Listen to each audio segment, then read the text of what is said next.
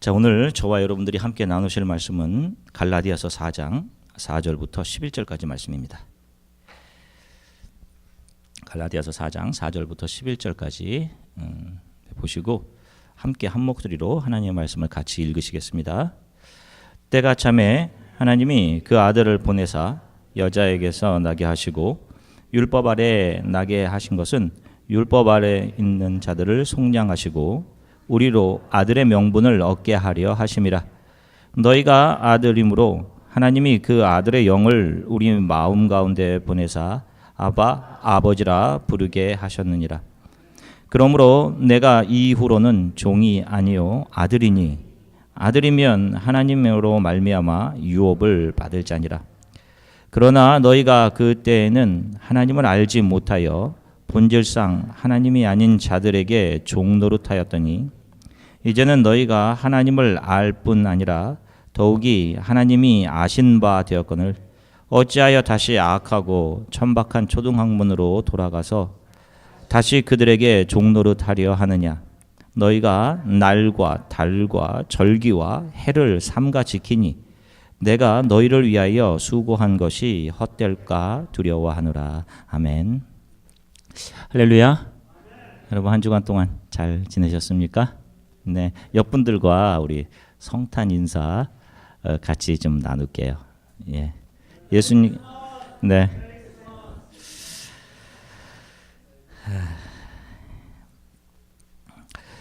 자, 세상에 그 수많은 사람들이 이번 주, 특별히 이번 주에 있을 12월 25일 크리스마스로 지냅니다. 크리스마스 주간이죠. 크리스마스란 크라이스트 그리고 매스의 합성어입니다. 그래서 예수께 드리는 예배입니다.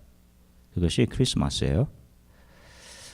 그 의미를 알지 못한 제 세상 사람들은 크리스마스 캐롤과 기프트, 선물, 화이트 크리스마스, 그 다음에 산타크로스, 미슬토우 아래서 키스하면 사랑이 이루어진다는 이야기 등등을 이날의 주제로 삼아서 하루를 지내죠. 여러분, 교회는 어떻습니까? 성탄 이브 행사에서 내가 무엇을 해야 하는지 공연과 선물 그리고 성탄절 특별 헌금, 선물 교환, 초청 행사 등등으로 분주합니다. 저도 돌아보면 과거 중고등부 때 교회에서 했던 선물 교환, 행사 준비, 또 새벽송 돌기 행사를 준비하면서 밤늦게까지 교회에 남아서 마음속으로 좋아했던 여학생과 같은 공간 안에 있던 것을 흐뭇해 하던 그런 것들만 아련한 추억으로 기억에 남아 있습니다. 그날 누가 어떤 말씀을 전해주셨는지는 전혀 기억이 나질 않아요. 실은 이날 영광을 받으셔야 하는 분은 예수님인데 사람들은 예수님이 이날 이 땅에 오셨다는 사실만 인지한 채 이날의 실제적인 주인공은 자신의 즐거움을 만족시키는 것으로 채워버렸습니다. 그래서 예수님이 나를 위해 하신 일, 그분이 오신 이유를 알기 위해 바쁜 것이 아니라 그런 이유는 관심도 없이 자신이 예수님께 무엇을 해드린다는 그런 기만적인 포장지로 자신을 만족시키는 일을 포장해서 결국 자신이 좋아하는 그런 일을 하는 날로 바쁘게 하루를 보냅니다. 자, 그러면 교회가 이 날을 이런 식으로 지키는 것이 과연 성경적인가? 결론부터 말씀드리면 예수의 오심이 감격이며 은혜로 여겨지지 않은 사람들에게 그들이 성탄절에 하는 수많은 행사와 일들, 헌금은 다 하나님과 아무런 의미가 없는 겁니다. 사람들은 12월 25일 이날에 열광하죠. 그러나 12월 25일은 예수께서 이 땅에 오신 날이 아닙니다. 그날은 분명하지 않아요. 왜냐하면 유대인들은 음력을 기반으로 한 달력을 사용했고 당시 예수님 당시에 로마인들은 많은 오차를 가지고 있던 율리우스력을 사용하고 있었기 때문입니다. 그래서 러시아 정교회에 속한 대부분의 러시아 사람들은 지금도 1월 7일을 성탄으로 지키고 있어요. 자, 그러면 정확하지도 않는 한 날을 정해서 예수님의 탄생일이라고 하는 이유가 무엇이고 그것이 성경적인 것인지 한번 구약서부터 좀 살펴보도록 하겠습니다. 여러분 이런 의미를 정확하게 잘 알고 계셔야 돼요. 자, 성탄절과 더불어 제가 부활절도 조금 살펴보도록 하겠습니다. 창세기 10장 6절부터 12절까지의 말씀입니다. 창세기 10장 6절부터 12절 함께 읽으시겠습니다.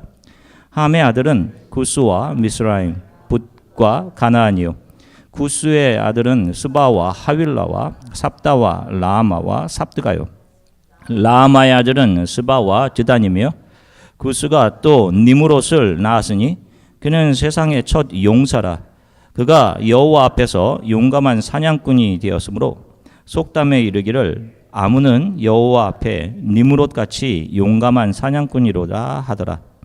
그의 나라는 시날 땅의 바벨과 에렉과 악갓과 갈레에서 시작되었으며 그가 그 땅에서 아수르로 나아가 니느웨와 르호보딜과 갈라와 및 니느웨와 갈라 사이에 레센을 건설하였으니 이는 큰 성읍이라. 자 보세요.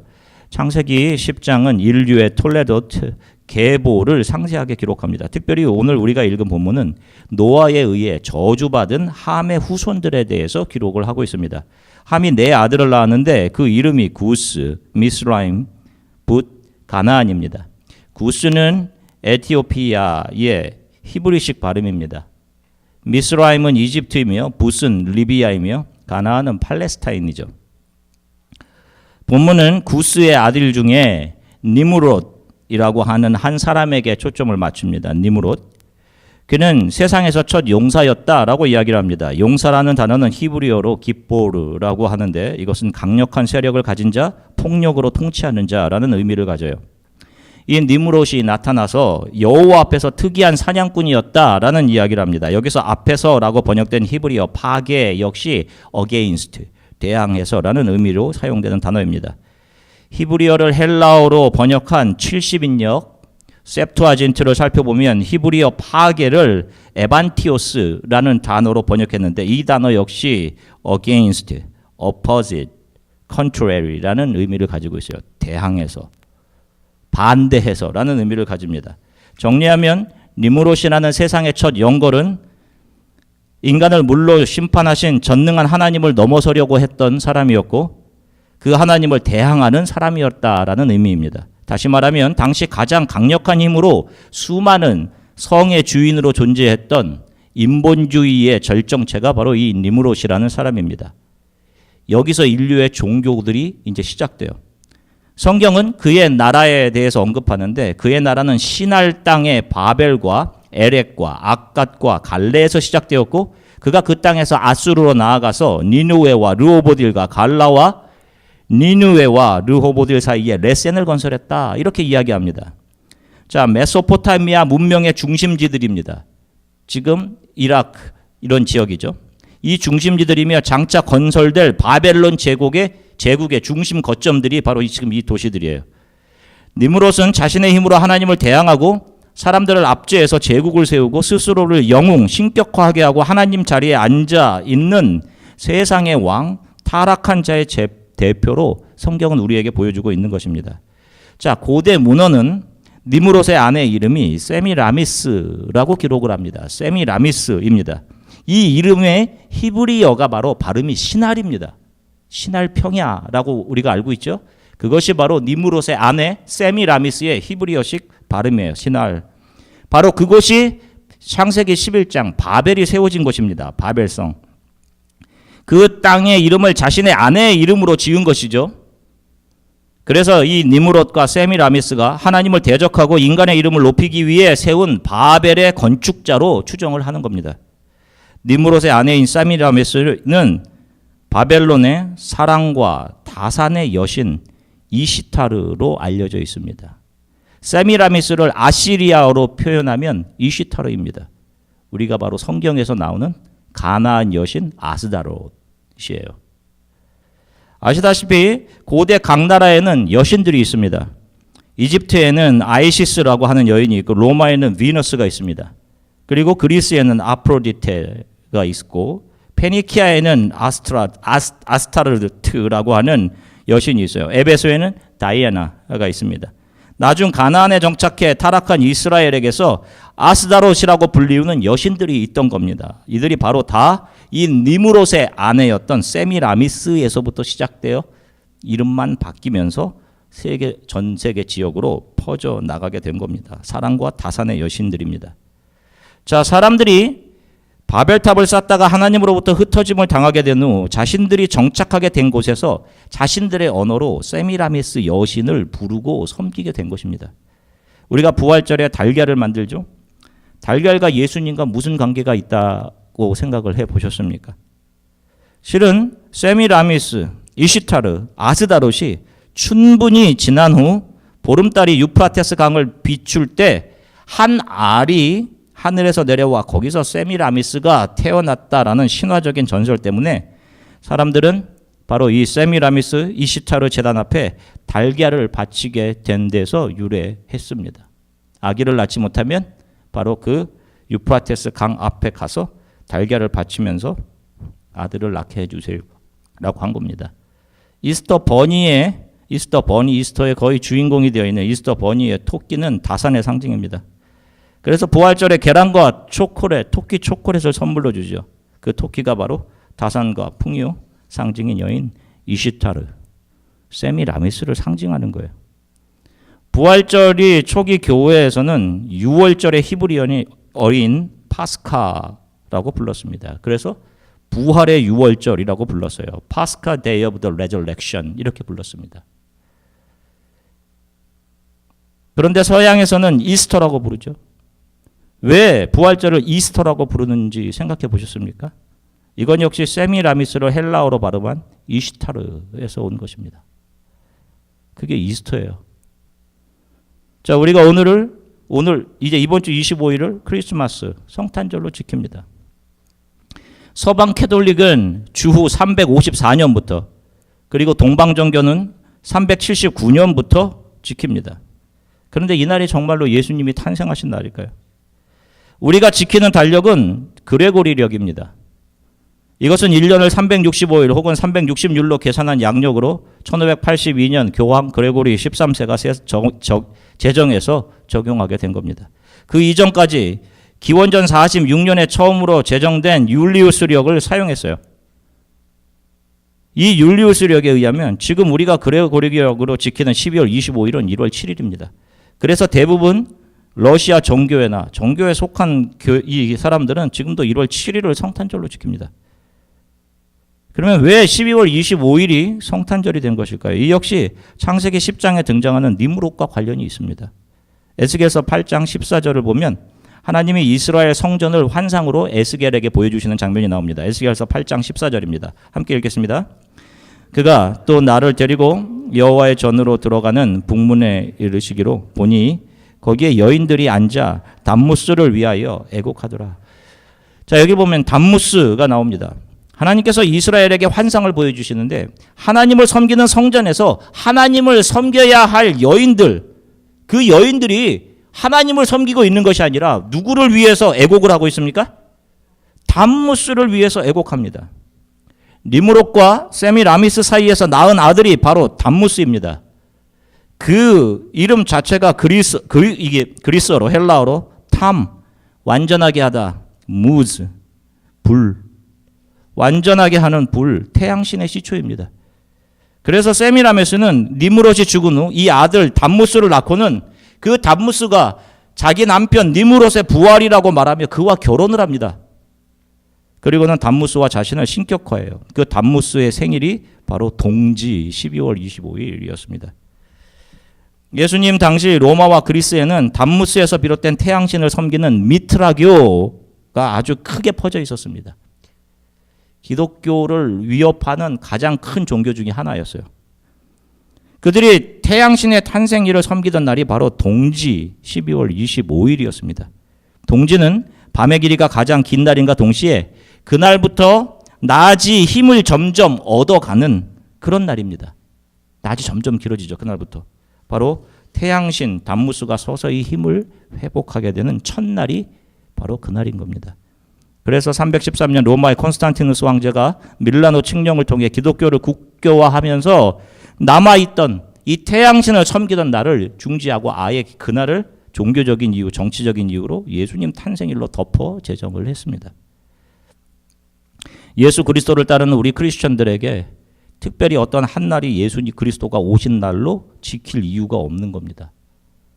우리 크리스천들에게는 매일매일이 예수께서 나를 만나주신 날로 감격과 감사를 주께 올려드리며 살아가는 날, 주 예수가 사탄이라는 강도를 만나서 이 역사 속에 죄와 허물로 죽어 쓰러져 신음하던 나를 위해 이 땅에 오신 날, 매일매일이 주 예수가 오신 날인 겁니다.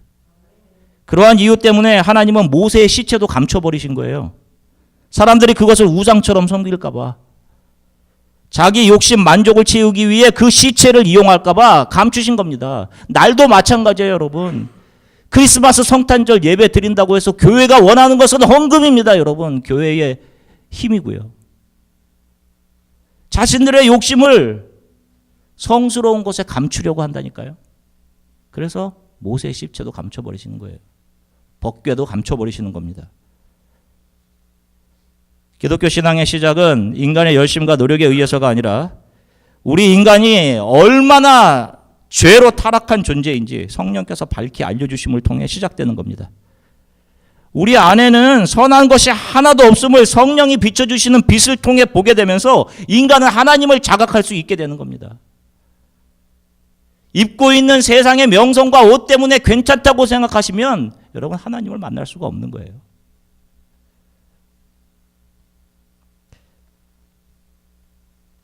지난주에 우리가 성경을 통해 살펴본 바로 인간이 축적된 기술과 지식을 사용하는 곳이 어디라 그랬어요? 자신의 이름을 내세우고 자신이 하나님 되어 자신의 힘으로 행복을 만들어내는 곳에 사용한다니까요. 그것이 바로 바벨이라고 하지 않았습니까? 다른 사람들을 비난하면서 거기서 자기 의를 챙겨내는 것이 인간이에요. 이것은 인간이 써가는 역사의 본질이 무엇인지 보여주는 겁니다. 하나님을 떠난 인간들이 만들어내는 역사 자체가 바벨인 겁니다. 인간은 자신의 이름이 부여된 대로 흙에 불과한 거예요. 아담, 흙입니다. 하나님이 생명을 불어넣지 않으시면 죄와 허물로 죽은 상태에서 영원히 죽음으로 갈 수밖에 없는 존재예요. 흙인데 자신은 죽은 존재라고 생각을 하지 않는단 말입니다.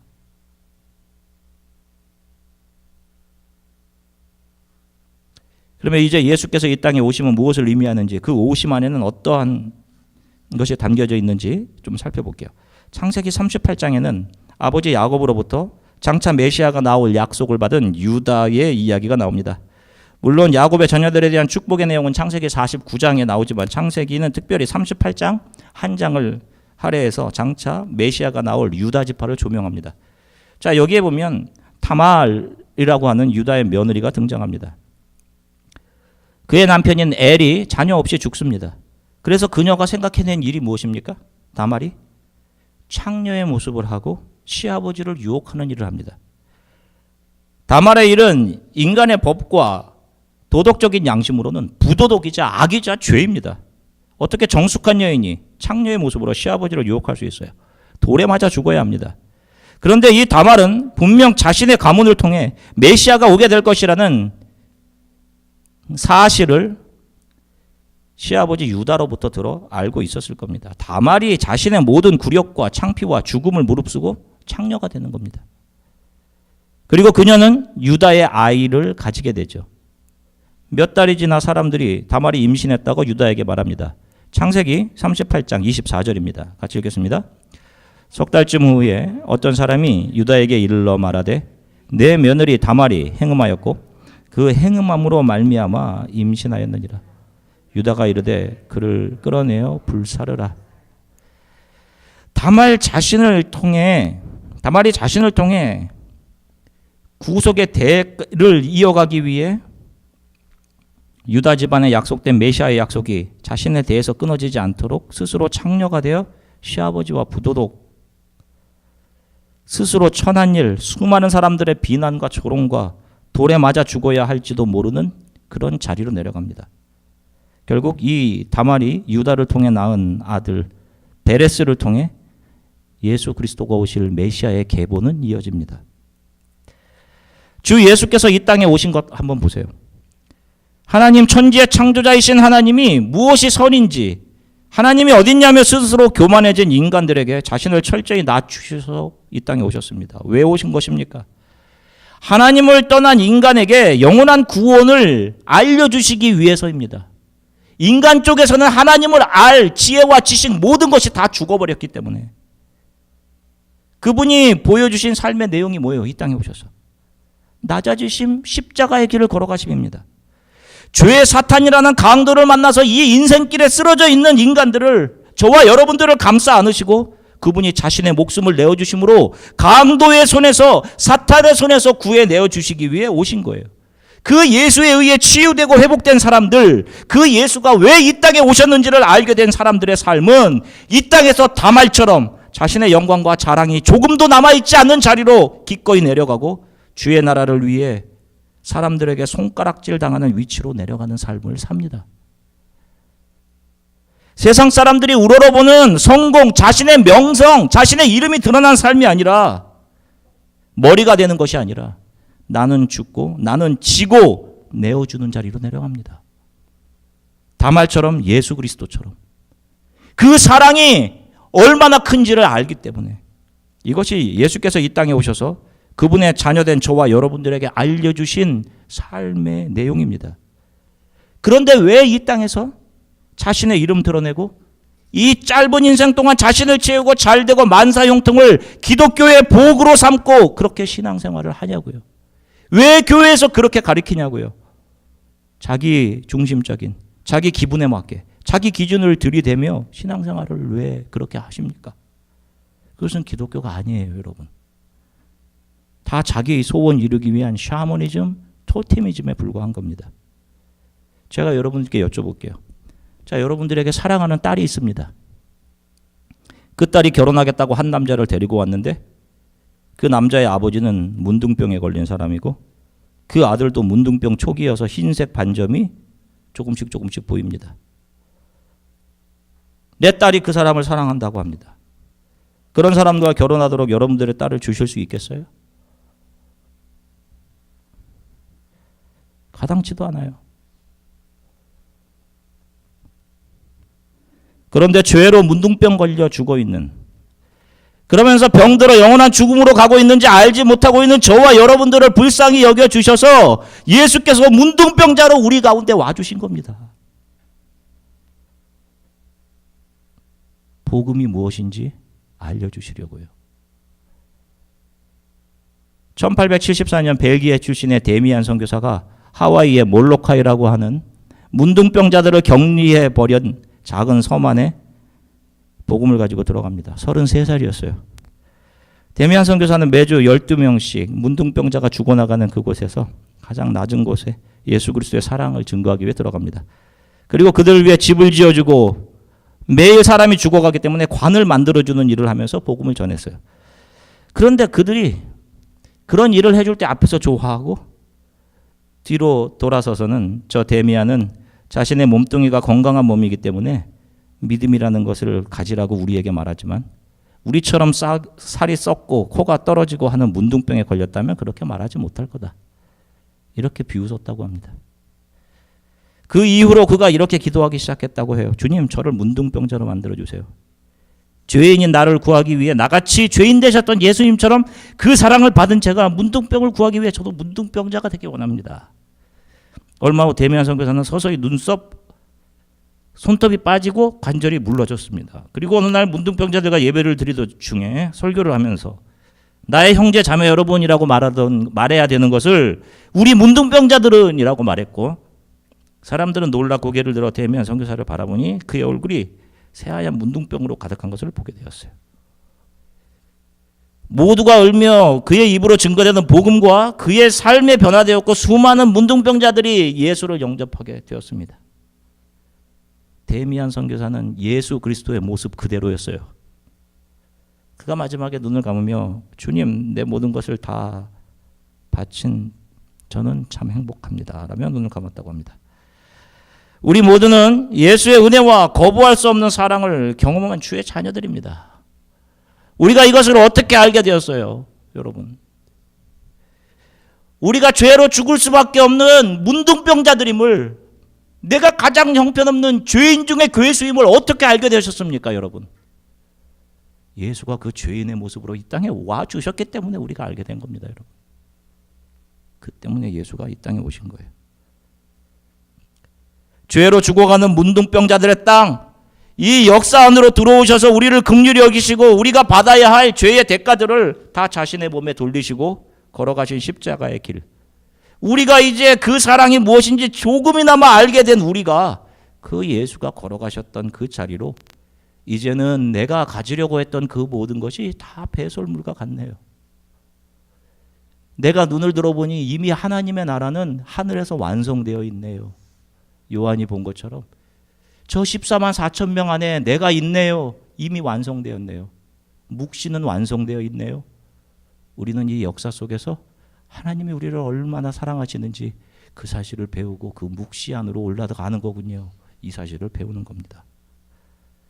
예수께서 사람으로 이 땅에 오신 것은 죄로 문둥병보다 더 심해 영원한 죽음으로 가고 있는 나를 그분의 사랑 안으로 품어 구원해내시기에 오신 것입니다. 그것이 예수가 이 땅에 오신 이유예요. 우리는 매년 12월 25일을 예수님이 오신 날로 지키는 사람들이 아닙니다.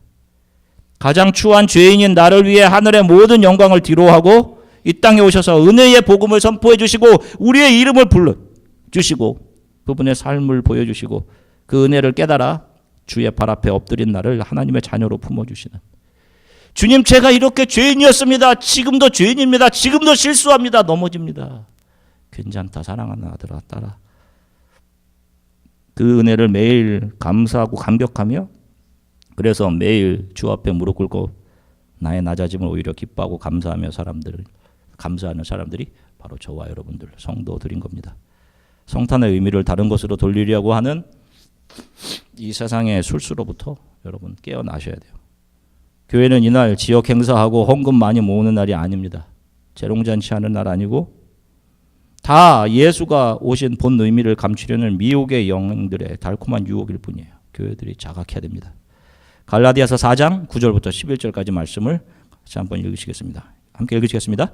이제는 너희가 하나님을 알 뿐 아니라 더욱이 하나님이 아신 바 되었거늘 어찌하여 다시 악하고 천박한 초등학문으로 돌아가서 다시 그들에게 종노릇하려 하느냐. 너희가 날과 달과 절기와 해를 삼가 지키니 내가 너희를 위하여 수고한 것이 헛될까 두려워하노라. 아멘. 우리는 매일 자신에게 주어진 영역에서 나에게 오셔서 나의 믿음의 눈을 뜨게 해주신 예수를 감사하고 감격하며 주의 은혜를 붙잡고 하나님이 나에게 요구하시는 순종의 삶만 이 땅에서 잘 살아가시면 되는 겁니다. 부활절 역시 마찬가지입니다. 성령으로 거듭나 매일 부활을 소망하는 사람들, 내가 죽고 내 안에 옛사람이 무너지고 예수로 살아나는 부활을 경험하는 자들에게 무슨 특별한 날 삶은 달걀이 필요하고 특별 헌금이 필요합니까? 여러분, 헌금은 여러분들의 마음에 내게 주신 모든 것이 하나님의 것입니다. 선교사님들의 복음 증거하는 곳에, 복음의 빛이 발하는 곳에, 생명이 살아나는 곳에 언제든지 사용해 주십시오. 이런 마음이 들 때만 헌금을 하십시오. 그래서 저희 교회는 헌금을 돌리지 않는 겁니다. 여러분, 그런 분들만 조용히 뒤에 가셔서 헌금하시면 돼요. 습관적으로 헌금하지 마십시오. 복 받기 위해서, 이 땅에서 잘 되기 위해서 헌금하지 마십시오. 사랑하는 성도 여러분, 주의 은혜를 알게 되었다면, 이제 그분이 이 땅에 오신 이유를 아셨다면 이제 우리들의 삶이 그분을 따라가면 되는 거예요. 여러분, 제가 말씀드렸죠. 언젠가 제가 설교를 다시 한번 하겠지만 저와 여러분들은 이미 14만 4천 명 안에 있어요. 그래서 뜻이 하늘에서 이루어진 것 같이라고 하죠. 이미 하나님의 뜻은 하늘에 이루어져 있습니다. 우리는 이 눈에 보이는 가시적인 역사 안에서 하나님의 은혜와 사랑을 잘 배우고 그 위로 올라가는 겁니다. 이 땅은 우리의 욕망과 계획이 실현되는 장이 아니에요. 그래서 하나님의 은혜를 알아가는 장입니다. 그 클래스예요. 지금 우리 삶은. 그렇게 사는 삶은 바벨을 세우는 것이에요. 다 무너질 것들입니다. 여러분 생각해 보세요. 참 짧은 삶들 살아오셨죠? 우리 권사님들 80이 넘으신 분들 참 짧은 삶 살아오셨죠. 점점 더 빨리 시간이 갈 겁니다. 더욱더 하나님의 요구하시는 곳에 저와 여러분들의 남은 삶이 있어야 돼요. 더 낮아지시고 더 많은 것들을 내려놓으시고 더 많이 지십시오. 여러분, 다른 사람의 연약함이나 잘못을 지적하기보다 내가 더 힘든 자리에서 섬기는 사람들이 되십시오. 여러분, 제가 다 누누이 말씀드렸죠. 기독교의 본질은 도덕적으로 선하고 어떤 일들 잘 지키고 착착착 일 잘하고 하는 그런 사람 되는 게 아닙니다. 여러분, 그런 사람들은 어디에 가시냐면 교정하는 곳에 가시면 돼요. 교회에서 그런 사람들 요구하시면 안 됩니다. 예수 그리스도께서 여러분들에게 어떻게 요구하셨는지 생각해 보세요, 여러분. 예수께서 여러분들에게 너 이리 똑바로 와, 엎드려 뻗쳐, 이래 하셨어요? 너 또 실수했어? 나도 너를 정죄하지 않는다. 아들아 딸아, 넘어졌구나. 나도 너를 정죄하지 않아. 괜찮다. 자격이 없어요. 아니야, 너가 자격이 있다. 서로에게 그렇게 대하십시오, 여러분. 아멘. 여러분들의 받은 사랑이 얼마나 큰지 날마다 기억하며 살아가십시오. 그 사랑 정말 받으셨다면 감사히 그 사랑을 다른 이들에게 전달하고 나누어주며 주의 은혜와 사랑을 증거하는 남은 삶들을 살아가시기를. 그렇게 쏟아붓고 살아가다 가서 하나님 앞에 서서 너가 이런 했구나. 아니요, 주님, 저는 아무것도 한 게 없어요. 주님의 은혜에 비하면 아무것도 한 게 없습니다. 주님, 내밀 게 아무것도 없어요. 죄송합니다. 이런 자들이 양들인 것이고 이런 자들이 성도인 겁니다. 그런 삶들을 살아가시기를 예수 그리스도의 이름으로 간절히 축원합니다. 함께 기도하겠습니다. 한 해 동안 우리에게 내려주신 은혜들을 좀 헤아려 봤으면 좋겠어요. 예수께서 이 땅에 오신 것이 어떤 의미입니까? 데미안 선교님처럼 정말 죄의 문둥병에 걸려 가망이 없는 지독히 이기적이고 내 중심적인 나를 살리기 위해 나와 똑같은 모습으로 이 땅에 오신 거예요. 모진 조롱 그걸 다 받아내신 겁니다. 그리고 십자가에서 아버지로부터 외면당하시는 지옥의 경험을 하시는 거예요. 예수께서. 주님, 제 삶이 이런 삶이 되게 해주세요. 예수님과 같이 될 수 없겠지만 정말로 조금이라도 제 삶에 예수 그리스도를 닮은 향기와 흔적이 나타나게 주님 도와주십시오. 남은 삶은 주가 원하시는 곳에 기꺼이 머무르는 삶이 되게 해주십시오. 내 삶은 주님의 것입니다. 내가 주인 되어 살아가지 않게 도와주세요, 주님. 우리 이렇게 잠시 함께 기도하겠습니다. 사랑해 주님, 참 감사합니다. 사랑하는 성도들과 함께 하나님 말씀 나누게 하셔서 참 감사합니다. 하나님, 사람들은 메리 크리스마스라고 인사하고 예수님을 예배한다는 말을 단어로 삼아 자신들의 즐거움 위에 살아갑니다. 오 주님, 예수 그리스도께서 오신 그 예수의 오심이 어떤 의미인지 우리가 다시 한번 하나님의 말씀을 통해 생각해 보았습니다. 주님, 정말로 죄와 허물로 죽어 있는 우리를 살려내시기 위해 죄와 허물의 모습인 인간의 모습으로 오셔서 우리를 감싸주시고 우리를 위해 십자가의 길을 가셨습니다. 감사합니다. 이미 이루어진 묵시의 세계를 바라보며 이 땅에서 우리는 우리의 죄와 허물과 연약함과 그것을 덮어내시는 하나님의 은혜를 잘 배우고 하나님 앞에 서게 되게 도와주시기 바랍니다. 우리 교회 모든 분들이 서로를 진실로 대하며 용서하며 서로의 허물을 감싸주며 친절히 대하며 하나 되는 아름다운 교회, 예수 그리스도의 사랑과 은혜만을 오롯이 드러내는 교회 되게 하나님 도와주시기 원합니다. 감사드립니다. 주님, 예수 그리스도 이름으로 기도드립니다.